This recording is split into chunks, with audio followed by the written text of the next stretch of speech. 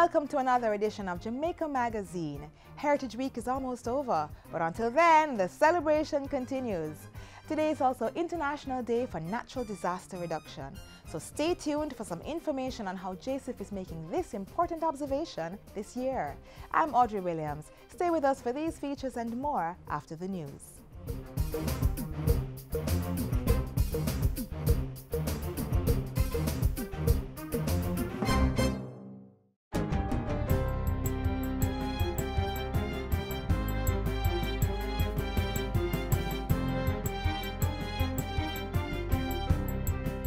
Good day, I'm Stephen McHugh and this is your JIS News for Friday, October 13.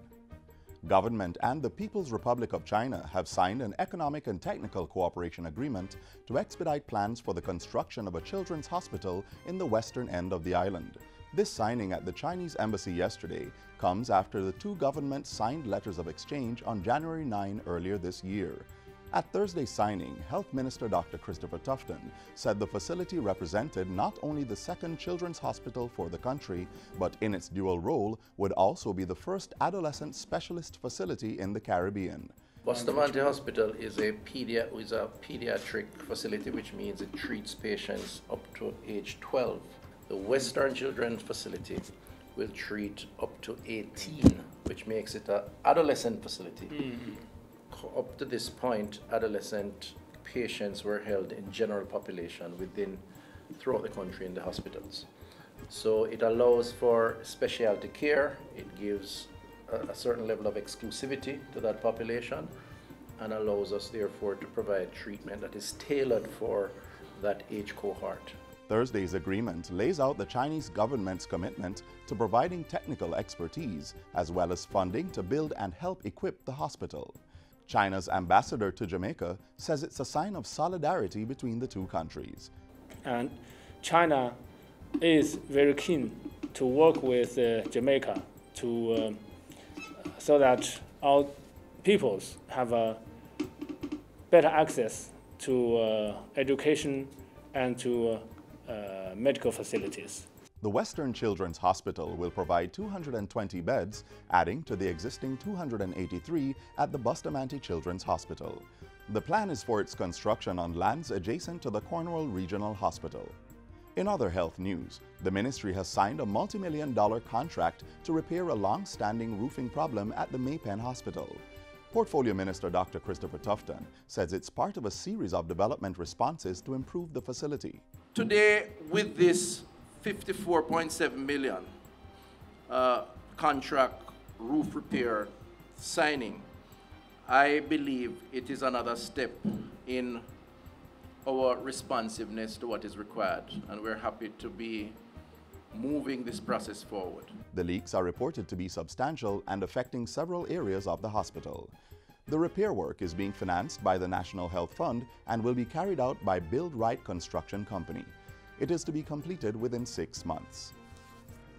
In other news, Prime Minister Andrew Holness is promising an acceleration of home ownership across the island. That is, once the restructuring exercises being undertaken at the Housing Agency of Jamaica, HAJ, and the National Housing Trust, NHT, are completed. Mr. Holness says he will receive the NHT's report shortly. The housing agency, meanwhile, has been instructed to pursue public-private partnerships to deliver social housing, regularize informal settlements, and distribute titles.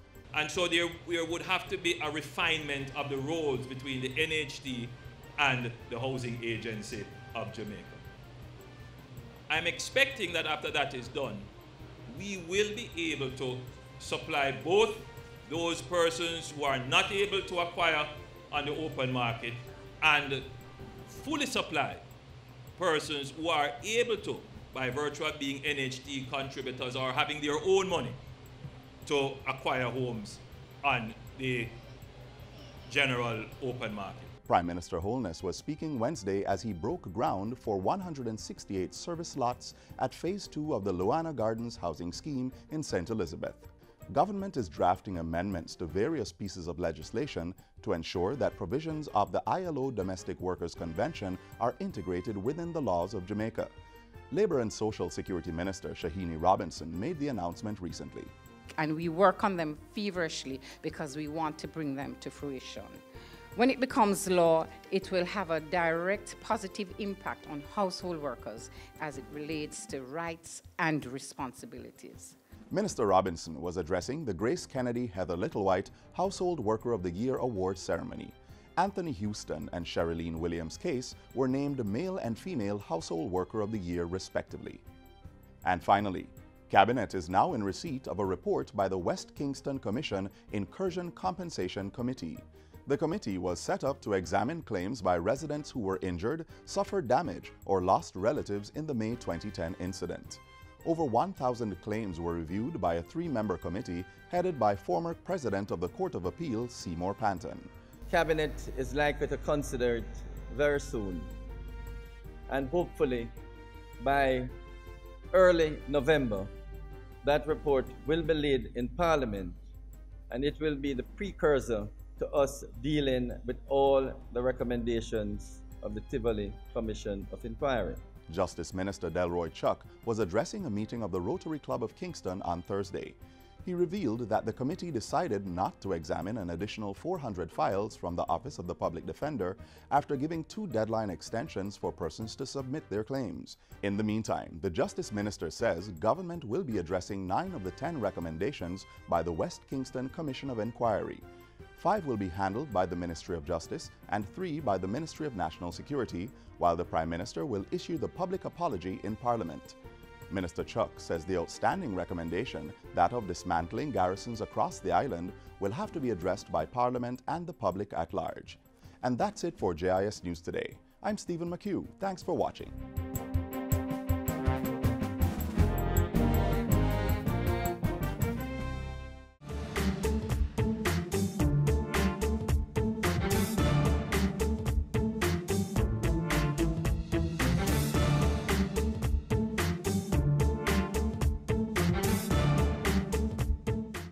This hurricane season has been very active, but there are other natural disasters that could affect us at any time, such as earthquakes and fires. Join us as we look at a new program to mitigate damage from these natural disasters. Disasters are expensive, costing life and property and a great deal of money for cleanup and repairs. For Jamaica, our small size, location and topography means that the country is especially vulnerable to earthquakes, hurricanes and floods. While it's difficult to prevent these devastating events, there are things that can be done to reduce the damage.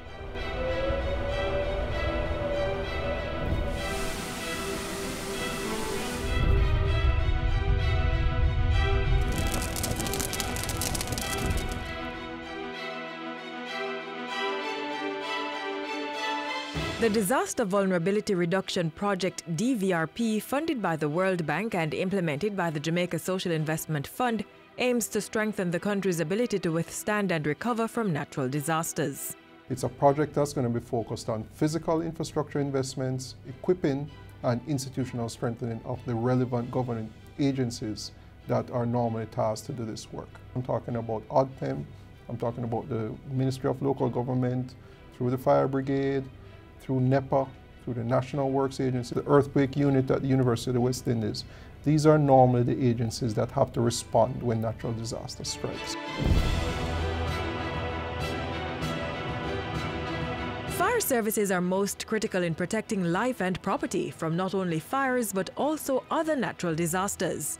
Under the Disaster Vulnerability Reduction Project DVRP, over 140,000 persons within the parishes of St. Mary, St. James and St. Thomas will benefit from 3 new fire stations that will be constructed and provided with rescue equipment to include protective gears and extrication tools. Well, I'll feel a little more secure going away, know that I have fire service right next to me and they will be better able to respond to the event of a fire. This new fire station means a lot to us.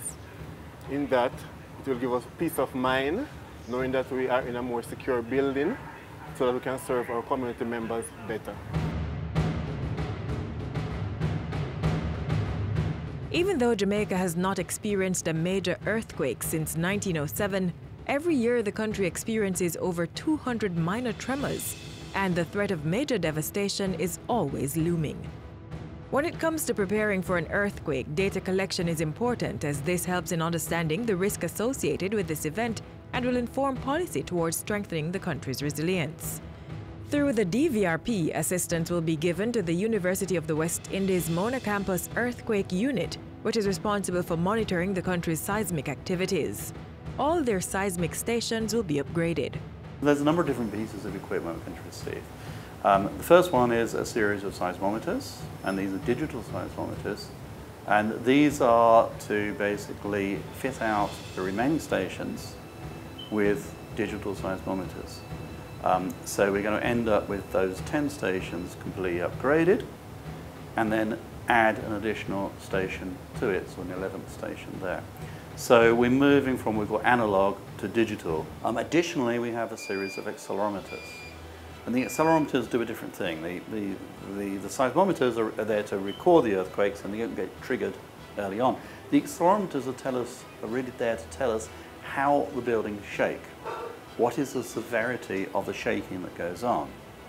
And the importance of that is that a building will survive up to a certain amount of shaking, and then it will collapse, and then it will kill people. We obviously want to understand across Jamaica how the acceleration changes, how when you get an earthquake, the building shaking changes across the island. In an effort to address Jamaica's limited human capacity in the field of seismology, the project will fund a junior research fellow who will read for a PhD degree in seismology over a 3-year period, and upon completion will be employed as a seismologist in the unit.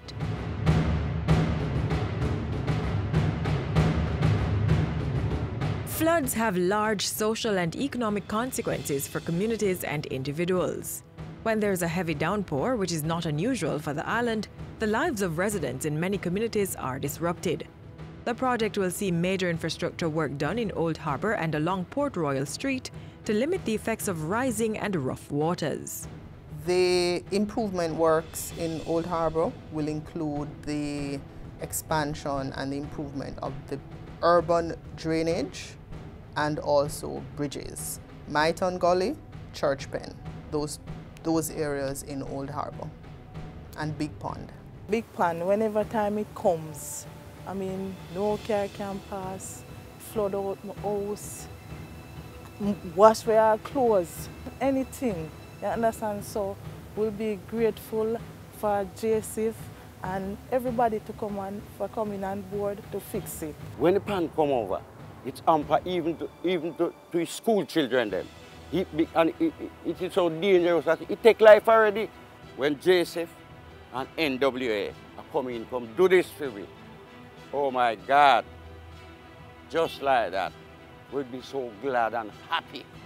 Along Port Royal Street in Kingston, 2 kilometers of coastal revetments will be constructed and retrofitted.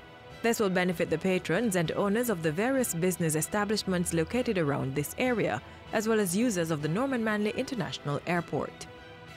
And there's more. There is also a very important, critical element of the DVRP, which is funding to support training on the building code. Jamaica is moving towards enacting a new code, and so it will be important that persons involved in the construction industry, the players in government, or professionals, engineers, architects, etc., are fully exposed and trained on this new building code, and the project will support that. The total cost for the overall project is $42 million and is expected to be completed by 2022. The best time to prepare for a natural disaster is before it happens. Collecting information on disaster and risk reduction, constructing disaster-resilient buildings and structures will go a far way in limiting the cost of these natural hazards within Jamaica.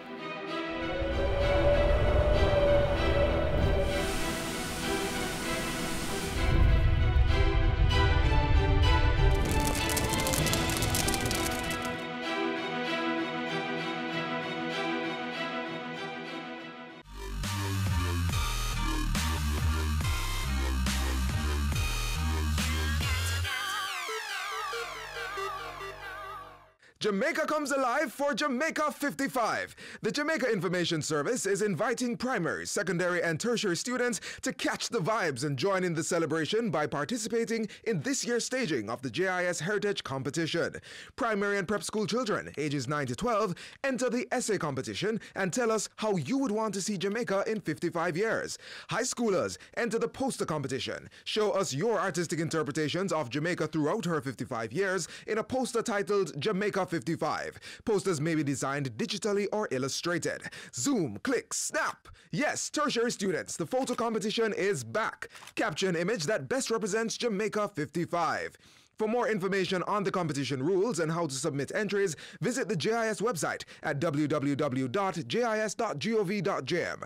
You may also send an email to heritageessay@jis.gov.jm, heritageposter@jis.gov.jm, or heritagephoto@jis.gov.jm, or call us at 926-3590-4. The deadline for all entries is October 31, 2017. So ready, set, go for prizes galore. JIS Heritage Competition 2017, celebrating Jamaica 55.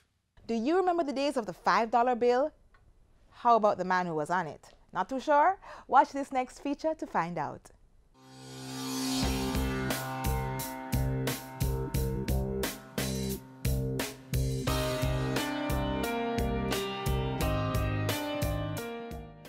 The national flag flies proudly beside the childhood home of the right excellent Norman Washington Manley, symbolizing his status as a national hero and his contribution to Jamaica's journey to nationhood. His involvement in the country's campaign to independence was rooted in his resentment of the lack of rights for the poor working class. He was a man who devoted much of his life to looking after what we call the underdog. That was one of the things which drove him relentlessly as a political leader. And his advocacy, which had begun years earlier, took on a more defined role when he rose to lead the newly formed People's National Party in 1938.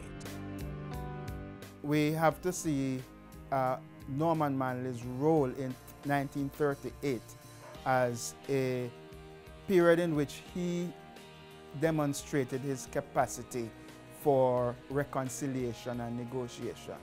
As a statesman, Manley refused to be satisfied with the universal adult suffrage in 1944. He had bigger dreams, among them to see Jamaica take full control of its own affairs.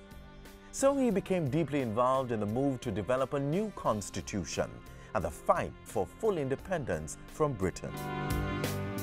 Norman Manley believed that the organization of the people in the political parties would be the instrument through, or the vehicle through which Jamaica would be able to decolonize itself from the dominance of British rule.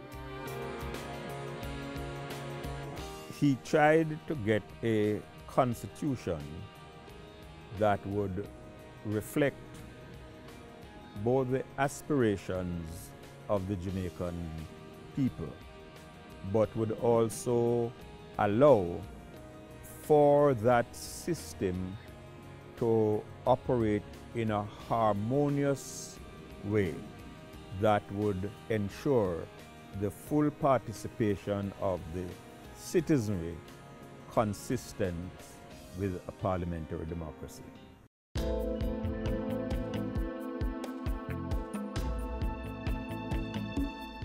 As leader of the People's National Party, he got his first taste of victory in 1955 when Jamaicans went to the polls. It was a vindication of all that he had campaigned for.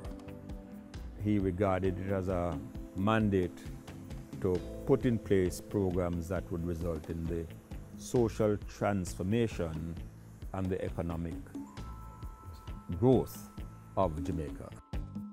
The national hero and chief minister left an extensive legacy. In addition to his role in obtaining universal adult suffrage in 1944, N.W. Manley also founded the National Workers' Union in 1952. 2 years later, in 1954, he led efforts to secure executive powers for elected representatives. It was also under Norman Manley's leadership that Jamaica achieved full internal self-government in 1959, a precursor to political independence that would come 3 years later. With Manley at the helm, the government established the Bank of Jamaica, the Development Bank of Jamaica, and the College of Arts, Science and Technology CAST, now the University of Technology. And among the indelible contributions which he has made to the entire Jamaican society was the granting of 2,000 free places in secondary schools during the 1950s. His legacy also includes the Small Business Loan Board, the Jamaica Welfare Limited, now called the Social Development Commission, the Foundation of Youth Service, and the success in securing land tenure for farmers. Manley's dedicated service to Jamaica earned him the Order of National Hero, the highest award to be bestowed on a citizen. Norman Washington Manley led a busy and public life in service to his country. We know he was an athlete, soldier, and brilliant lawyer, but those who knew him admired him for other reasons. Undoubtedly, Norman Washington Manley was devoted to excellence, the fulfillment of purpose, and the promotion of human dignity. He gave us a confidence in ourselves, a belief that there was nothing that Jamaicans could not achieve, no level of performance beyond their grasp. Revered as the father of the nation, Manley was an inspiring leader who touched the lives of Jamaicans home and abroad, making an indelible mark internationally and in the region. In his final speech in 1969, he asserted that the mission of his generation was to accomplish political power for the black masses of the people from which he sprang. Mission accomplished, he declared. And having accomplished his mission, Norman Washington Manley died on September 2, 1969.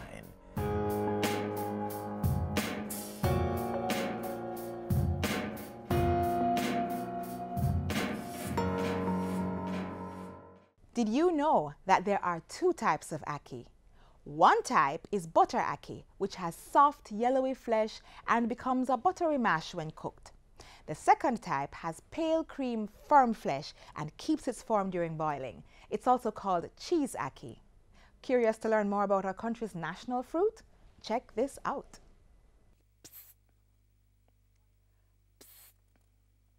Over here, so. Over here, so.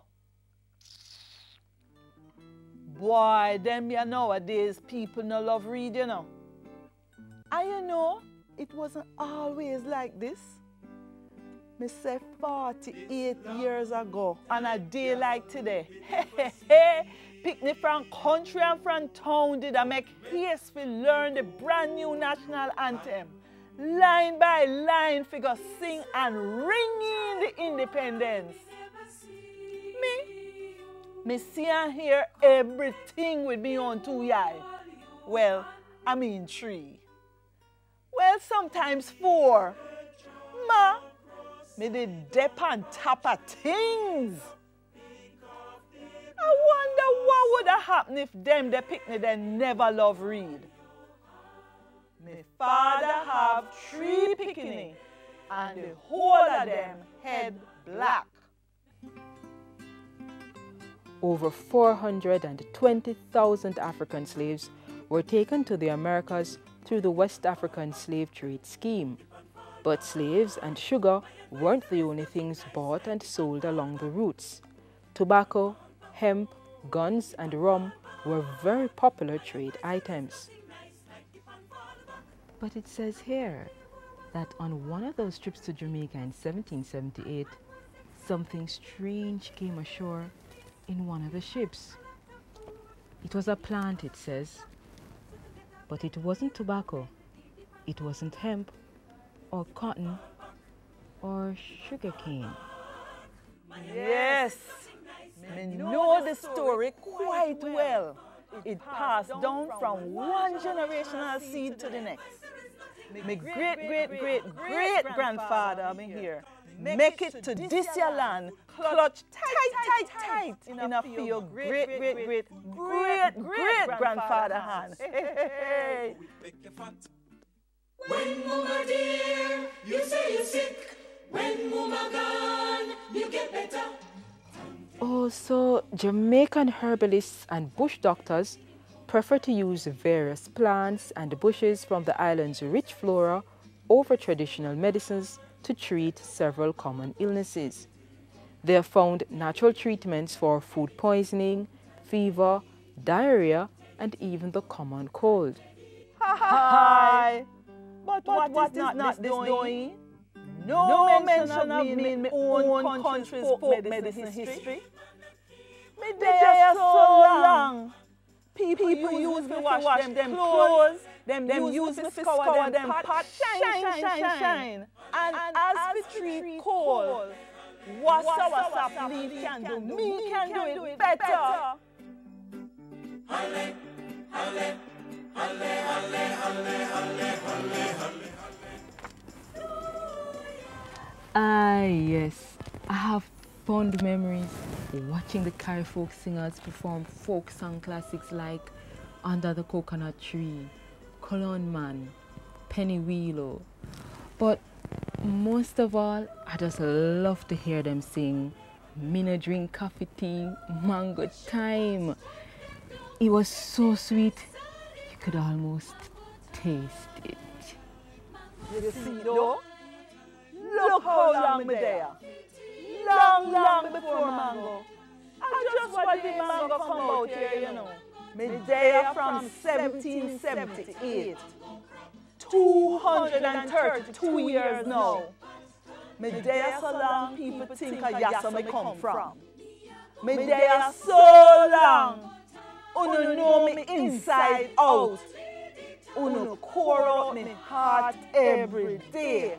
And every half mile you walk, you see me standing tall.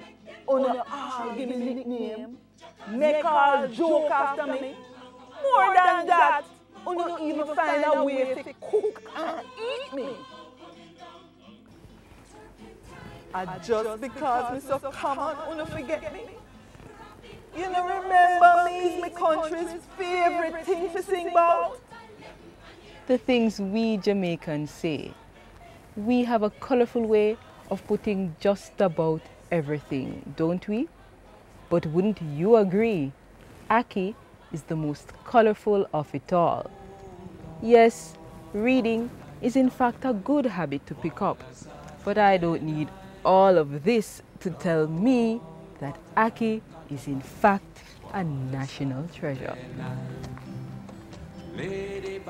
In fact, there was no great debate when George Scott recommended it to then Agriculture Minister John Giles as a national fruit in July 1962. You're very welcome. Lord, what a night, not a fight. He had put the question to some of the leading horticulturalists of the time, and the vote came back unanimously in favor of Ackee. Denamus!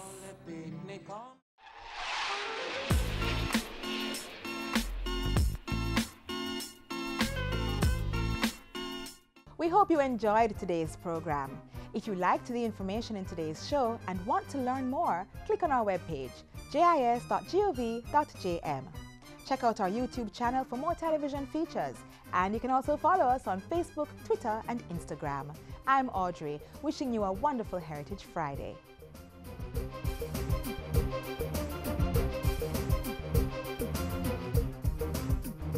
This has been a production of the Jamaica Information Service, the voice of Jamaica.